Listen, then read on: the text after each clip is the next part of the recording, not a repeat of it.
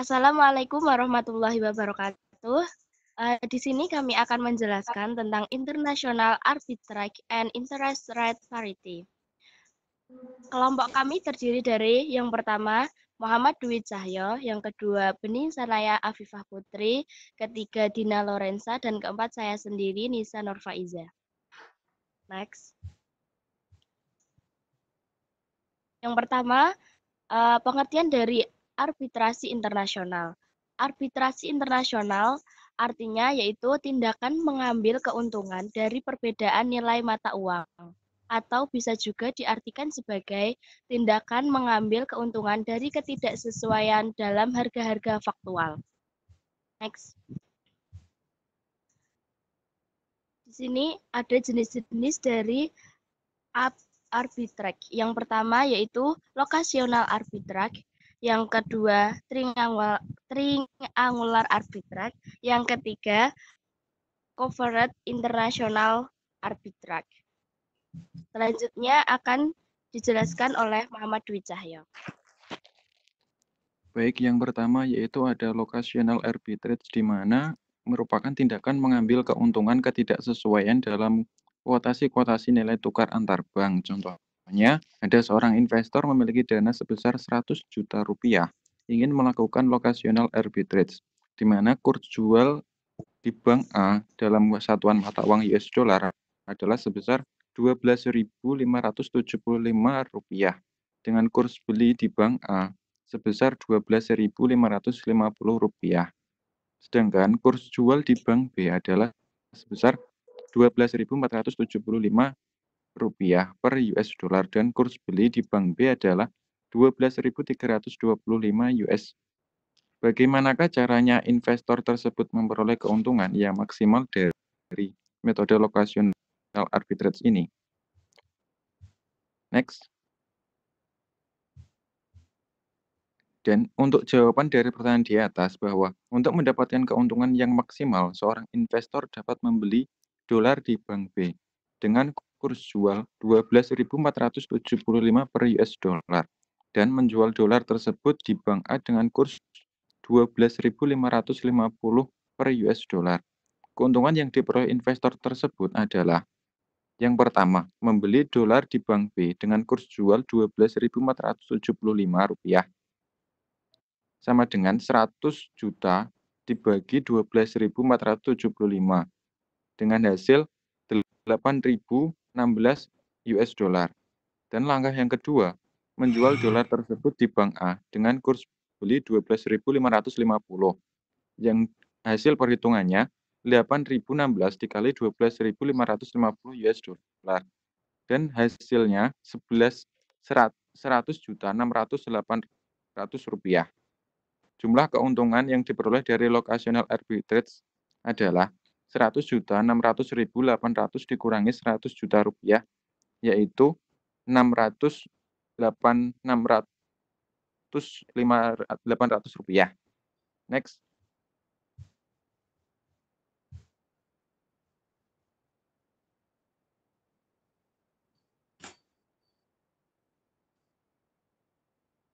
Oke, selanjutnya triangular arbitrage. Triangular arbitrage adalah tindakan mengambil keuntungan dalam pasar valuta asing, yaitu pada saat kurs silang yang dikuotasikan di pasar tidak sama dengan kurs silang yang seharusnya muncul di kondisi equilibrium. Atau dapat diartikan juga triangular arbitrage adalah tindakan mengambil keuntungan akibat adanya perbedaan nilai tukar dari tiga mata uang yang berbeda. Contoh soalnya yaitu, jika Anda memiliki dana yang tidak akan digunakan dalam waktu dekat sebesar Rp1.500.000.000, sebagai spekulan, Anda berkeinginan untuk meraih keuntungan dengan cara triangular arbitrage.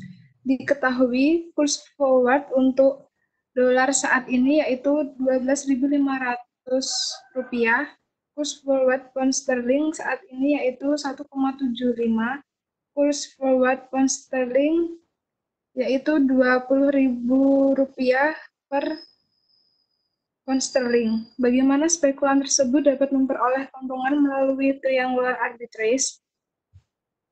Jawabannya yaitu, untuk memperoleh keuntungan yang maksimal dari triangular arbitrage, maka Anda dapat menukarkan terlebih dahulu dana yang dimiliki ke pound sterling, setelah itu ditukarkan kembali ke dalam US dollar, dan terakhir baru dikembalikan ke dalam rupiah. Pada langkah pertama, yaitu menukarkan rupiah ke pound sterling. Jadi 1.500.000.000 rupiah itu dibagi 20.000 rupiah sama dengan didapat 75.000 pound sterling. Langkah kedua, menukarkan pound sterling tersebut ke dalam US dollar. Jadi 75.000 pound sterling dikali 1,75 US dollar sama dengan 131.250. Langkah ketiga yaitu menukarkan US dolar tersebut ke mata uang rupiah, yaitu 131.250 dikali 20.000, hasilnya 2.625 juta. Selanjutnya akan dijelaskan oleh Bening. Ya, yang selanjutnya adalah covered interest arbitrage. Covered interest arbitrage ini adalah investasi dalam suatu sekuritas pasar uang luar negeri yang pada saat yang sama disertai dengan penjualan forward valuta asing yang mendominasi sekuritas tersebut. Nah, di sini ada contoh soalnya. Anda memiliki dana yang tidak akan digunakan dalam waktu dekat sebesar 1.500.000.000 rupiah. Anda berinisiatif untuk menginvestasikan dana tersebut di dalam investasi jangka pendek dalam bentuk deposito.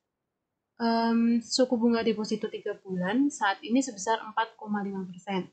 Selain itu, Anda juga dapat tawaran untuk investasi deposito di Amerika Serikat dengan suku bunga 0,75% di atas suku bunga deposito Indonesia. Kurs spot saat ini adalah 12.000 per US dollar. Sebagai seorang investor dan spekulan, menurut Anda sebaiknya di manakah deposito yang lebih baik returnnya? Apakah di Indonesia atau di Amerika? Jika A. Kurs forward 90 hari sebesar 11.500 rupiah per US dollar, B. Kurs forward 90 hari sebesar 12.400 per US dollar. Nah, jawabannya adalah yang pertama, langkah yang harus dilakukan yaitu menghitung return investasi di dalam negeri. Yang kedua itu return investasi di Amerika Serikat. Kemudian return di dalam negeri, caranya yaitu 1.500.000.000 rupiah dikali suku bunganya 4,5% sama dengan 67.500.000 rupiah. Kemudian total return ditambah investasi hasilnya 1.567.500.000 rupiah. Langkah yang kedua yaitu return investasi di Amerika Serikat 1.500.000.000 dibagi 12.000 rupiah sama dengan 125.000 US dollar. Kemudian suku bunga di Amerika Serikat sendiri itu 0,75% ditambah 4,5% sama dengan 5,25%. Return di Amerika itu 125.000 US dollar dikalikan suku bunganya sama dengan 6.563 US dollar. Kemudian return investasi itu sama dengan 125.000 US dollar ditambah 6.563 US dollar sama dengan 131.563 US dollar. Kemudian A. Jika investasi dengan kurs forward-nya 90 hari adalah 11.500 per US dollar. Itu dihitung dengan 131.563 US dollar dikali kurs forward-nya 11.500 sama dengan 1.512.968.800. Kemudian jika kurs forward-nya itu menjadi 11.500 rupiah per US dollar, maka sebaiknya investasi dilakukan di dalam negeri karena return-nya lebih besar. Kemudian yang B, nilai investasi jika kurs forward-nya 90 hari itu 12.400. Kita kalikan 131.563 US dollar dikali 12.400. Ketemunya 1.631.381.200. Nah, jika kurs forward menjadi 12.400 US dollar, maka sebaiknya investasi dilakukan di Amerika Serikat karena return-nya lebih besar.